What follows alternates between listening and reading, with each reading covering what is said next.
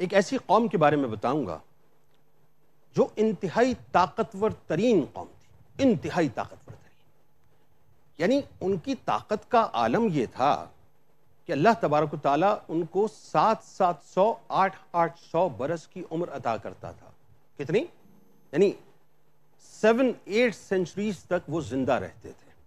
اور عالم یہ ہوتا تھا، روایتوں میں آتا ہے کہ ان کی سماعت بھی خراب نہیں ہوتی تھی، یعنی وہ سننے سے بھی قاصر نہیں ہوتے تھے، ان کی بینائی بھی خراب نہیں ہوتی تھی، ان کے دانت بھی نہیں ٹوٹتے تھے، ان کو کوئی بیماری بھی نہیں ہوتی تھی. اور قد کا معاملہ ان کا کیا تھا، یعنی اتنے طویل تھے، اتنے اونچے تھے کہ بتایا جاتا ہے کہ جیسے کھجور کا درخت ہوتا ہے جو تقریباً آلموسٹ کوئی 60 to 70 فیٹس کا ہوتا ہے. ایک روایت میں یہ آتا ہے کہ وہ 70 سے 80 فیٹس کے ان کے قد تھے. آپ ذرا ایزیوم کیجئے کہ آج جو ٹالسٹ مین اگر آپ اس کو دیکھتے ہیں grains book of world record میں، تو وہ کردش فارمر ہے. اس کی جو ہائٹ بتائی جاتی ہے وہ بتائی جاتی ہے کہ 8 فیٹس اور 3 انچز کا وہ آدمی ہے. سلطان اس کا نام ہے. اور جو اس ایج میں جو ٹالسٹ مین گزرا ہے اس کی ہائٹ تقریباً کوئی 8 فیٹس اور 11 انچز بتائی جاتی ہے. لیکن وہ جو قوم عاد کے لوگ تھے وہ 60 فیٹس ان کا قد تھا، اور ایک روایت میں آتا ہے کہ وہ 150 سے لے کے 200 فیٹس تک لمبے تھے. عجیب سی بات ہے. اور ایک اور حیران کن بات یہ ہے کہ وہ پہاڑوں کو چیر کر اپنے گھر بنایا کرتے تھے. کیسی بات ہے؟ اب ہوا کیا ذرا سنیے غور سے. قوم عاد مقام احقاف میں رہتی تھی ناظرین، جو عمان و حضر موت کے درمیان ایک بڑا ریگستان ہے. ان کے مورث اعلیٰ کا نام عاد بن اوس بن ارم بن سام بن نوح ہے. پوری قوم کے لوگ ان کے مورث اعلیٰ یعنی عاد کے نام سے پکارے جاتے تھے. یہ لوگ بت پرست تھے اور انتہائی بد اعمال اور بد کردار تھے. یعنی عالم یہ تھا کہ ایک تو بت پرستی میں مبتلا تھے، لیکن ساتھ ساتھ وہ لوگوں پر ظلم و ستم بھی بہت زیادہ کیا کرتے تھے. اللہ تعالیٰ نے ان کو بڑی نعمتوں سے نوازا تھا صاحب، بڑی نعمتوں سے. اس سرزمین کو اللہ تعالیٰ نے بہت سبزہ عطا کیا تھا، ہریالی عطا کی تھی، بڑی نعمتوں کا اس کے اوپر نزول ہوتا تھا. لیکن چونکہ ان کو اپنی طاقت پر بڑا ناز تھا، اپنے قد پہ بڑا ناز تھا، تو وہ بہت زیادہ ظلم و ستم بھی کیا کرتے تھے. اللہ تعالیٰ نے اپنے پیغمبر حضرت ہود علیہ السلام کو ان لوگوں کی ہدایت کے لیے بھیجا، مگر اس قوم نے اپنے تکبر اور سرکشی کی وجہ سے حضرت ہود علیہ السلام کو جھٹلا دیا اور اپنے کفر پر مکمل طور پر اڑے رہے. حضرت ہود علیہ السلام بار بار ان سرکشوں کو عذاب الہی سے ڈراتے رہے، مگر اس شریر قوم نے نہایت بے باکی اور گستاخی کے ساتھ اپنے نبی سے یہ کہہ دیا کہ کیا تم اے ہود ہمارے پاس اس لیے آئے ہو کہ ہم ایک اللہ کو پوجیں، اور جو ہمارے باپ دادا پوچھتے تھے انہیں چھوڑ دیں؟ تو تم لاؤ جس کا ہمیں وعدہ دے اگر تم سچے ہو. یعنی انہوں نے دوسرے لفظوں میں حضرت ہود علیہ السلام کو چیلنج کیا. اچھا، روایتوں میں یہاں تک آتا ہے کہ جب حضرت ہود علیہ السلام اللہ تبارک و تعالیٰ کا پیغام ان تک پہنچاتے تھے تو چونکہ ان کو اپنی طاقت پر بڑا ناز تھا، بڑا گھمنڈ تھا اپنے قد کے اوپر. اور گھمنڈ کیوں نہ ہو، یعنی بات یہ ہے کہ وہ بہک چکے تھے، ان کا دماغ خراب ہو چکا تھا. کہ اس زمانے میں ذرا ایزیوم کیجئے آج اگر جو لوگ عمان جاتے ہوں یا حضر موت جاتے ہوں یا یمن جاتے ہوں، تو عمان سے لے کر حضر موت تک یہ کوئی 12-13 بستیاں ان کی بنتی تھیں وہاں پر، اور یہاں پر ان کے یہ سارے مختلف قسم کے جو قبائل تھے وہ بسے ہوئے تھے، یعنی 12-13 تقریباً قبائل تھے. اچھا، اب یہ کرتے کیا تھے؟ یہ کرتے یہ تھے کہ پہاڑوں کو چیر کر اپنے گھر بناتے تھے. آج بھی اگر آپ انٹرنیٹ پہ ایکسپلور کریں، نیشن آف عاد لکھیں تو آپ کو پتہ چلے گا کہ نیشن آف عاد یا ہاؤسز آف عاد لکھیں آپ تو آپ کو پتہ چلے گا کہ ایسے حسین سے پہاڑ ہیں جس کے اندر باقاعدہ انہوں نے پہاڑوں کو چیر کر اس میں گھر بنائے. اور وہ چٹیل مطلب جو سمجھ لیجئے کہ سخت ترین جو پتھر ہوتا ہے ان پہاڑوں کے اندر گھر بناتے تھے. یعنی بھربھری مٹی اس کی نہیں ہوتی تھی. اس کی وجہ یہ ہے کہ وہ اندر سے انتہائی مضبوط اور قلعے کی طرح ہوتے تھے. اور وہاں پہ میں آپ کو ایک اور بات بتاؤں کہ ان کے یہاں بھی ایک طبقاتی نظام تھا. یعنی جو لوگ وہاں پر گئے ہیں، جنہوں نے ان زمینوں کا وزٹ کیا ہے یا ان علاقوں کا وزٹ کیا، ان کو پتہ ہے کہ ان پہاڑوں میں کچھ گھر تھے جو چھوٹے تھے. یعنی جو لوور کلاس تھی یا مڈل کلاس تھی وہ چھوٹے گھر افورڈ کر پاتی تھی تو چھوٹے گھر پہاڑوں میں بناتی تھی. اور جو اپر کلاس تھی، یعنی جو اس قوم عاد میں جو اوپر کے لوگ تھے، جو ایلیٹ کلاس تھی، اشرافیہ تھی، وہ بہت بڑے بڑے محل بنایا کرتے تھے. اور حیران کن بات یہ ہے کہ یہ بات عقل سے ماورا ہے کہ اس وقت نہ مشینری تھی نہ ٹیکنالوجی تھی، لیکن وہ کیسے گھر بناتے تھے یہ اللہ اور اس کا رسول صلی اللہ علیہ وآلہ وسلم بھی بہتر جانتے ہیں. یعنی پہاڑوں کو چیر کر گھر بنایا کرتے تھے اور انہی پہاڑوں کے اندر وہ رہا کرتے تھے. اور عالم یہ تھا طاقت کا ان کی، کیونکہ ظاہر ہے اگر ان کا منیمم قد اگر 60 فیٹس کا ہے تو آپ ذرا ایزیوم کیجئے کہ 60 فیٹس کی ہائٹ کا مطلب یہ ہوا کہ میں عام زبان میں آپ کو سمجھاؤں کہ آج اگر آپ بلڈنگز جو دیکھتے ہیں، اگر 4 منزلہ بلڈنگ ہے تو اس کی تقریباً کوئی 55 to 60 فیٹس کی ہائٹ بنتی ہے، تو ان کا جو آدمی تھا وہ ایوریج 60 فیٹس کا ہوتا تھا، اور ایک روایت میں یہ بھی آتا ہے کہ اس سے بڑے قد کے لوگ وہاں پہ ہوتے تھے، لیکن وہ کرتے کیا تھے، یعنی طاقت ان کے پاس اتنی تھی اور اس پر ان کو ناز تھا کہ وہ پورے کے پورے جو پیڑ تھے وہ ایک آدمی جڑوں سے اکھاڑ لیا کرتا تھا۔ یعنی اب ذرا سوچیے ان کی طاقت کا عالم کیا تھا کہ ایک تو وہ پہاڑوں کو چیر کر گھر بناتے تھے، اپنے محلات اس میں بناتے تھے، اور دوسرا وہ یعنی برسوں کے صدیوں کے جو پیڑ زمین کے اندر ہوتے تھے، ایک آدمی ان پیڑ کو پکڑتا تھا اور اپنے ہاتھ سے اکھاڑ لیا کرتا تھا۔ اچھا جی، اب ہوا کیا کہ حضرت ہود علیہ السلام نے جب ان کو تبلیغ کی تو وہ معاذ اللہ حضرت ہود علیہ السلام سے یہ کہتے تھے کہ تم معاذ اللہ ثم معاذ اللہ بہک گئے ہو، مجنون ہو گئے ہو، تم دراصل ہمارے بتوں کے خلاف بات کرتے ہو، تو ہمارے بتوں نے تمہیں بہکا دیا، اور چونکہ تم نے کوئی معجزہ ہمارے سامنے نہیں رکھا لہٰذا ہم تم پر ایمان کیوں لے کے آئیں۔ حضرت ہود علیہ السلام نے حجت تمام کر دی، اللہ تبارک و تعالیٰ نے آخر کار عذاب الہی کی جھلکیاں ان کے اوپر شروع کر دی، اور 3 سال تک بارش نہیں ہوئی، ہر طرف مکمل طور پہ قحط سالی کا دور دورہ ہو گیا، یہاں تک کہ لوگ اناج کے دانے دانے کو ترس چکے تھے۔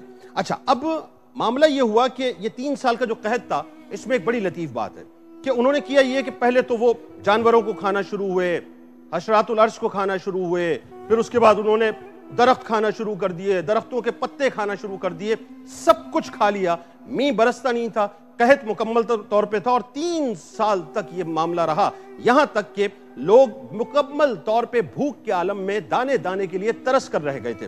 اس زمانے کا یہ دستور تھا کہ جب بہت زیادہ کوئی بلا اور مصیبت آتی تھی تو لوگ مکہ معظمہ جا کر خانہ کعبہ میں دعائیں مانگتے تھے تو بلائیں ٹل جایا کرتی تھیں۔ چنانچہ ایک جماعت، اب ان کی طرف سے ایک جماعت منتخب کی گئی اور ان سے کہا گیا کہ جی تم جا کر مکہ معظمہ میں دعائیں کرو، تو جماعت جو ہے مکہ معظمہ پہنچ گئی۔ اس جماعت میں مرثد بن سعد نامی ایک شخص تھا جو مومن تھا مگر اپنے ایمان کو قوم سے چھپائے ہوئے تھا۔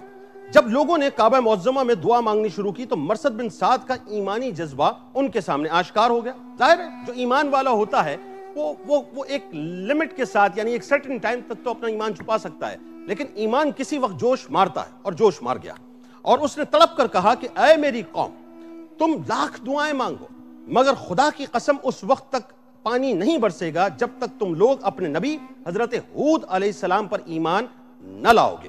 حضرت مرثد بن سعد نے جب اپنا ایمان ظاہر کر دیا تو قوم عاد کے شریروں نے ان کو مار پیٹ کر اپنے سے الگ کر دیا اور دعائیں مانگنے لگے۔ اس وقت اللہ تعالیٰ نے 3 بدلیاں بھیجی۔ اب یہ 3 بدلیاں کیا تھی، یہ بڑی توجہ سے سنیے گا، کیونکہ اب بنیادی طور پہ عذاب کا سلسلہ شروع ہونے والا ہے۔ ایک سفید بدلی تھی، ایک سرخ بدلی تھی، ایک سیاہ بدلی تھی۔ آسمان سے ایک آواز آئی کہ اے قوم عاد، تم لوگ اپنی قوم کے لیے ان 3 بدلیوں میں سے ایک بدلی کو پسند کر لو۔ ان لوگوں نے کالی بدلی کو پسند کر لیا، یعنی سفید بدلی کو پسند نہیں کیا، سرخ بدلی کو پسند نہیں کیا، کالی بدلی کو انہوں نے پسند کر لیا، اور یہ لوگ اس خیال میں مگن تھے کہ کالی بدلی خوب بارش برسائے گی۔ چنانچہ وہ ابر سیاہ قوم عاد کی آبادیوں کی طرف چل پڑا۔ یعنی یہ لوگ اس وقت مکہ معظمہ میں موجود ہیں، ذرا تصور کیجئے گا، یہاں پر گروہ جو ہے وہ دعا کر رہا ہے، اللہ تبارک و تعالیٰ نے 3 بدلیاں فرمائی، 3 بدلیاں جو ہیں اس میں سے انہوں نے ایک بدلی کو چن لیا۔ اب یہ یہاں موجود ہیں، اور جو کالی سیاہ بدلی ہے اس نے ٹریول کرنا شروع کیا اس قوم کی طرف، اور وہ قوم کہاں تھی؟ وہ قوم بنیادی طور پر یمن سے لے کے، یعنی یوں سمجھ یمن سے لے کے جو ہے عمان تک، یعنی بیچ میں حضرموت بھی آتا ہے، تو یہ پورا خطہ جو ہے یہاں پہ بدلیاں آ چکی تھیں۔ اچھا جی، اب قصہ یہ ہوا کہ آبادیوں کی طرف بدلی جو ہے وہ چلنا شروع ہوئی، تو قوم عاد کے لوگ کالی بدلی دیکھ کر بہت زیادہ خوش ہونے لگے۔ حضرت ہود علیہ السلام نے فرمایا کہ اے میری قوم، دیکھ لو عذاب الہی ابر کی صورت میں تمہاری طرف بڑھ رہا ہے، مگر قوم کے گستاخوں نے اپنے نبی کو جھٹلا دیا اور کہا کہ کہاں کا عذاب اور کیسا عذاب، یہ تو بادل ہے جو ہمیں بارش دینے آ رہا ہے۔ یعنی ابھی بھی وہ سنبھلنے اور سمجھنے کو تیار نہیں تھے، کیونکہ ان کو بنیادی طور پر ناظرین یہ ناز تھا کہ ہم سے زیادہ طاقتور ترین دنیا میں کوئی نہیں ہے، ہم سے زیادہ اگر کسی کے پاس طاقت ہے تو آئے کوئی ہم پر عذاب نازل کرے، ہم دیکھنا چاہتے ہیں۔ اور معاذ اللہ ثم معاذ اللہ، وہ یہاں تک کہتے تھے کہ تمہارا خدا ہمیں کچھ نہیں کر سکتا، اس لیے کہ ہم تو بہت ہی جنگجو قسم کے طاقتور ترین لوگ ہیں، ہمیں کوئی کچھ بھی نہیں کر سکتا۔ یہ ان کا ایک ناز تھا اور زام تھا۔ یہ بادل ناظرین پچھم کی طرف سے آبادیوں کی طرف برابر بڑھتا رہا، یعنی آہستہ آہستہ وہ بڑھ رہا تھا۔ یہاں پر حضرت ہود علیہ السلام اپنی قوم کو بتلا رہے تھے کہ یہ بدلیاں آ رہی ہیں، یہ بنیادی طور پر عذاب کی بدلیاں ہیں۔ ایک دم ناگہاں ان میں سے ایک آندھی آئی جو اتنی شدید تھی کہ اونٹ کو ان کے سواروں کے ساتھ اڑا کر لے گئی اور کہیں پھینک دیا۔ اب ذرا سوچئے، روایتوں میں یہاں تک آتا ہے کہ اللہ تبارک و تعالیٰ نے یہ جو آندھی ان پر عذاب کی صورت میں نازل کی تھی، یہ بنیادی طور پہ جیسے انگوٹھی ہوتی ہے نا، انگوٹھی، تو اللہ تعالیٰ نے یوں سمجھ لیجئے کہ ایک انگوٹھی کا جو چھلا ہے، اس چھلے کے برابر سوراخ تھا، اس سوراخ میں سے اس آندھی کو جاری کیا تھا، اور ابھی ابتدا ہوئی ہے، ابھی ابتدا ہے کہ آندھی کی جب ابتدا ہوئی تو اس نے اونٹوں کو اور ان کے سواروں کے ساتھ اڑا کر کہیں پھینک دیا، پھر اتنی زوردار ہو گئی کہ درختوں کو مکمل طور پہ جڑوں سے اکھاڑ کر ایک طرف پھینک دیا۔ یہ دیکھ کر قوم عاد کے لوگ اپنے سنگین محلوں میں داخل ہو گئے اور دروازوں کو بند کر لیا، مگر آندھی کے جو جھونکے تھے نہ صرف دروازوں کو اکھاڑ کر لے گئے بلکہ پوری عمارت کو جھنجھوڑ کر اس کی اینٹ سے اینٹ بجا دی۔ اب ذرا ویژولائز کیجئے، یعنی معاملہ یہ تھا، آندھی چلی، اونٹوں کو اڑایا، سواروں کو اڑایا، درختوں کو جڑوں سے اڑا دیا، یہاں تک تو ہو گیا۔ اب انہوں نے کیا یہ کہ سیف پیسج لیا۔ سیف پیسج کیا تھا؟ یہ یوں سمجھ لیجئے کہ اپنے آپ کو سیف کرنے کے لیے انہوں نے کیا کیا کہ جن پہاڑوں کو چیر کر، مضبوط ترین پہاڑ جو آج بھی موجود ہیں، ناظرین آج بھی موجود ہیں، آج بھی آپ اس کو نیٹ پہ دیکھ سکتے ہیں کہ وہاں پر ان کی کھڑکیاں، ان کے دروازے سب آپ کو بہت واضح طور پہ نظر آئیں گے۔ انہوں نے سوچا کہ جی اب اس وقت جو سیفر سائیڈ ہے وہ یہ ہے کہ ہم فوراً جو ہے اپنے گھروں کے اندر داخل ہو جائیں، یعنی پہاڑوں کے اندر داخل ہو جائیں اور ہم محفوظ ہو جائیں گے۔ اللہ تعالیٰ نے ان کی کھڑکیوں کو اڑا دیا، ان کے دروازوں کو اڑا دیا، یہاں تک روایتوں میں آتا ہے کہ وہ آندھی جو تھی وہ ان کے محلات کے اندر یعنی پہاڑوں کے اندر داخل ہو گئی، ان کو وہاں سے لے کے آتی تھی اور اس کے بعد اڑاتی تھی۔ اور اڑاتی کیسی تھی ذرا سنیے کہ وہ جو 60 فٹ سے لے کے 200 فٹ تک کے لوگ تھے، یعنی آپ ویژولائز کیجئے کہ وہ کیا معاملہ تھا۔ آندھی ان کو باقاعدہ ہوا میں اچھالتی تھی، آسمان کی طرف اچھالتی تھی، پھر وہ زمین پر آ کر ایسے گرتے تھے جیسے کھجور کا تنا گرتا ہے، اور عالم یہ ہوتا تھا کہ اتنی تیز ہوا چلتی تھی کہ وہ ان کے بھیجوں کو اڑا کے جاتی تھی، ان کے بھیجے بہنا شروع ہو جاتے تھے، اور جب وہ زمین سے آ کر گرتے تھے تو ان کا سر کہیں اور جا کے گرتا تھا، ان کا دھڑ کہیں اور جا کے گرتا تھا، یعنی وہ کھجور کے تنوں کی طرح زمین پہ پڑے ہوئے نظر آتے تھے۔ اب قصہ یہ ہوا صاحب کہ یہ جو معاملہ سارا تھا یہ تقریباً کوئی 7 رات اور 8 دن مسلسل چلتا رہا، یعنی آندھی چلتی رہی، یہاں تک کہ قوم عاد کا ایک آدمی مر کے فنا ہو گیا اور اس کا کوئی بھی بچہ باقی نہیں رہا۔ یعنی جب آندھی ختم ہوئی تو اس قوم کی لمبی لاشیں جو تھیں اس طرح پڑی ہوئی تھیں جیسے کھجوروں کے درخت اکھڑ کر زمین پر پڑے ہوئے ہوں۔ ذرا آپ تصور کیجئے کہ اللہ تبارک و تعالیٰ نے 7 راتیں اور 8 دن کنٹینیوسلی اس عذاب کو رکھا ہے، کنٹینیوسلی۔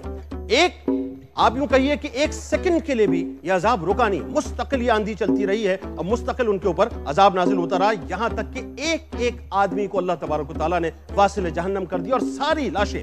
اب وہ لاشیں جو ہیں میں آپ کو یوں سمجھاؤں کہ آپ نیٹ پہ جائیے اس وقت دیکھیے، ابھی کچھ عرصے پہلے کچھ اسکیلیٹنز جو ہیں وہ نکلے عمان کی سرزمین سے، تو وہ بنیادی طور پہ قیاس یہ کیا جاتا ہے کہ وہ اسکیلیٹنز جو ہیں وہ قوم عاد کے لوگوں کے ہیں۔ آپ کو پتہ ہے ناظرین اس کا جو سر ہے، یعنی جو اسکیلیٹنز نکلے ہیں، اگر آپ اس کو سر کو دیکھیں آپ، اور کچھ لوگوں نے جنہوں نے نکالا ہے ان کی تصویریں ساتھ ہیں، آپ کو بالکل ایسا لگے گا جیسے اس سر کے ساتھ کوئی بونا کھڑا ہوا ہے، کوئی بچہ کھڑا ہوا ہے، کوئی بونا کھڑا ہوا ہے، اور اتنا بڑا سر۔ تو جس کا سر اتنا بڑا ہوگا آپ سوچئے کہ اس کا جسم کتنا بڑا ہوگا اور کتنی اس کی قامت ہوگی۔ بہرحال وہ کھجور کے تنوں کی طرح اور درختوں کی طرح زمین پر مرے پڑے تھے۔ اب اللہ تبارک و تعالیٰ کا ارشاد ہے، اور رہے عاد تو وہ ہلاک کیے گئے، نہایت سخت گرجتی آندھی سے وہ ان پر قوت سے لگا دی گئی، 7 راتیں اور 8 دن لگاتار تو ان لوگوں کو بچھڑے ہوئے دیکھو، تو یہ یا وہ کھجور کے درخت میں گرے ہوئے، تو تم ان میں سے کسی کو بچا ہوا دیکھ رہے ہو؟ پھر قدرت خداوندی سے کالے رنگ کے پرندے۔ اب ہوا یہ کہ ظاہر وہ لاشیں چونکہ اس زمین کے اوپر بکھری ہوئی تھیں، تو اللہ تبارک و تعالیٰ نے کالے رنگ کے پرندوں کا ایک غول نمودار فرمایا، جنہوں نے ان کی لاشوں کو اٹھایا اور اٹھا کر سمندر میں پھینک دیا، اور حضرت ہود علیہ السلام نے اس بستی کو چھوڑ دیا، اور چند مومنین کو جو ایمان لائے تھے ساتھ لے کر مکہ مکرمہ چلے گئے اور آخری زندگی تک بیت اللہ شریف میں عبادت کرتے رہے۔ اب یہاں پہ میں آپ کو ایک بات بتانا چاہتا ہوں، اس کو ذرا سمجھنے کی کوشش کیجیے گا۔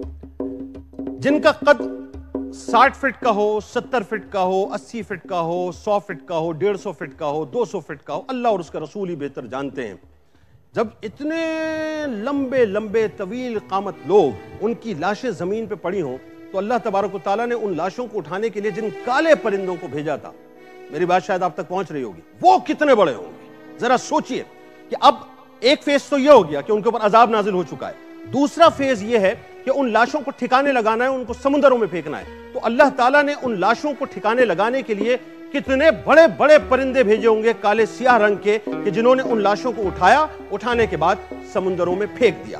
نتیجہ کیا نکلا کہ آج قوم عاد کا تذکرہ عبرت کے طور پہ تو موجود ہے، لیکن قوم عاد کا کہیں نشان، کہیں نام، کچھ بھی نہیں ہے، سوائے اس کے کہ وہ محلات آپ کے سامنے ہیں کہ جو وہ تراشتے تھے، بناتے تھے، اس کے اندر رہتے تھے۔ لیکن ایک بات ہے کہ ان کو اپنی طاقت پر، اپنے قد پر، اپنے مال پر، اپنی خوشحالی پر، اپنے استحکام پر، اپنی لہلہاتی کھیتیوں پر، اپنے ہرے بھرے باغات پر، اپنے سسٹم پر، اپنے میکانزم پر، کیونکہ وہاں پر انہوں نے نکاسی آب کا بھی بڑا بہترین انتظام رکھا تھا، اور انہوں نے جو انفراسٹرکچر رکھا تھا اس کے اوپر ان کو بڑا ناز تھا، اور وہ یہ سمجھتے تھے کہ یہ جو پہاڑوں کو تراش کر ہم اپنے محلات بناتے ہیں، یعنی یہ سوچئے کہ گرمیوں کے محل الگ تھے، ان کے سردیوں کے محل الگ تھے، یعنی اتنا ان کا میکانزم مضبوط تھا کہ وہ اپنے لیے ایک محل بناتے جو سردیوں کا ہوتا اور ایک محل بناتے گرمیوں کا۔ گرمیوں کے جب سیزن آتا تو وہ گرمیوں کے محل میں چلے جاتے، اور سردیوں کا جب سیزن آتا تو وہ سردیوں کے محل میں چلے جاتے۔ یعنی اتنی کثرت، اتنی طاقت، اتنا اعتماد، اتنی عیش و عشرت کے بعد بھی اللہ تبارک و تعالیٰ نے جب ان کو متنبہ کیا حضرت ہود علیہ السلام کے ذریعے سے تو وہ نہیں مانے، وہ اللہ کی بارگاہ میں نہیں آئے۔ نتیجہ کیا نکلا کہ اللہ تبارک و تعالیٰ نے آندھی کے جھونکوں سے اور ایک سوراخ میں سے اپنی، یعنی سمجھ لیجئے کہ اپنی طاقت اور قدرت جو ہے اس میں سے ایک سوراخ میں سے آپ نے آندھی جو ہے ان کے اوپر بپا کی اور ان کو نیست و نابود کر دیا۔ آج دنیا میں ان کا نام لیوا بھی کوئی موجود نہیں ہے۔ یعنی مطلب بتانے کا یہ ہے اور سمجھانے کا یہ ہے کہ اللہ تبارک و تعالیٰ قرآن پاک میں فرماتا ہے کہ یعنی بہت سی بستیاں اپنی بدکاریوں اور بدعمالیوں کی وجہ سے ہلاک و برباد کر دی گئی ہیں۔ اور ایک جگہ اللہ تبارک و تعالیٰ یہ فرماتا ہے کہ اور اگر بستیوں والے ایمان پر رہتے اور تقوی اختیار کرتے تو ہم ان پر برکتوں کے دروازے آسمان و زمین سے کھول دیتے، لیکن ان لوگوں نے حق کو جھٹلایا تو ہم نے ان کے کرتوتوں کی وجہ سے ان کو پکڑ میں لے لیا، یعنی اپنی پکڑ میں لے لیا۔ اب قصہ مختصر یہ ایسا کہ یہ جو طاقت پر انسان کو بڑا ناز ہوتا ہے نا، انسان یہ سمجھتا ہے کہ میں بہت کچھ ہوں، کچھ بھی نہیں، فارغ ہے انسان، کچھ بھی نہیں ہے۔ اس سے بڑی مثال تاریخ میں نہ کبھی تھی نہ کبھی ہوگی جو قوم عاد کی صورت میں ہے۔ ہمارے ایوریج قد آج 5 فٹ، 6 فٹ، 7 فٹ ہوتے ہیں، یہ میکسیمم میں آپ کو بتا رہا ہوں۔ Grains book of world record میں کوئی اگر ہے تو وہ 8 ساڑھے 8 فٹ، جیسا میں نے آپ کو بتایا، بس یہ انف ہے۔ ذرا سوچئے کہ جو 60 فیٹ سے شروع ہوتے ہوں ان کی طاقت کا عالم کیا ہوگا، لیکن اللہ تعالیٰ نے ایک لمحے کے اندر ان کو نیست و نابود کر دیا۔ کن کہا فیکون ہو گیا۔ مطلب یہ ہے کہ جگہ جی لگانے کی دنیا نہیں ہے، یہ عبرت کی جا ہے، تماشا نہیں ہے۔ جہاں میں ہے عبرت کے ہر سو نمونے، مگر تجھ کو اندھا کیا رنگ و بو نے۔ کبھی غور سے بھی یہ دیکھا ہے تو نے، جو معمور تھے وہ محل اب ہیں سونے، جو معمور تھے وہ محل اب ہیں سونے۔ جگہ جی لگانے کی دنیا نہیں ہے، یہ عبرت کی جا ہے، تماشا نہیں ہے۔ ملے خاک میں اہل شاں کیسے کیسے، مکی ہو گئے لا مکاں کیسے کیسے۔ ہوئے نامور بے نشاں کیسے کیسے، زمین کھا گئی آسماں کیسے کیسے۔ جگہ جی لگانے کی دنیا نہیں ہے، یہ عبرت کی جا ہے، تماشا نہیں ہے۔ اجل نے نہ کسرا ہی چھوڑا نہ دارا، اسی سے سکندر صفاتے بھی ہارا۔ ہر ایک چھوڑ کے کیا کیا حسرت صدارا، پڑا رہ گیا سب یہیں ٹھاٹ سارا۔ جگہ جی لگانے کی دنیا نہیں ہے، یہ عبرت کی جا ہے، تماشا نہیں ہے۔ تجھے پہلے بچپن میں برسوں کھلایا، جوانی نے پھر تجھ کو مجنون بنایا، بڑھاپے نے پھر آ کے کیا کیا ستایا۔ اجل تیرا کر دے گی بالکل صفایا، جگہ جی لگانے کی دنیا نہیں ہے، یہ عبرت کی جا ہے، تماشا نہیں ہے۔ یہی تجھ کو دھن ہے رہوں سب سے بالا، او زینت نرالی او فیشن نرالا۔ جیا کرتا ہے کیا یوں ہی مرنے والا، تجھے حسن ظاہر نے دھوکے میں ڈالا۔ جگہ جی لگانے کی دنیا نہیں ہے، یہ عبرت کی جا ہے، تماشا نہیں ہے۔ کوئی تیری غفلت کی ہے انتہا بھی، جنوں چھوڑ کر اب ہوش میں آ بھی۔ جگہ جی لگانے کی دنیا نہیں ہے، یہ عبرت کی جا ہے، تماشا نہیں ہے۔ ملاقات کرتے ہیں آپ سے مختصر سے وقفے کے بعد۔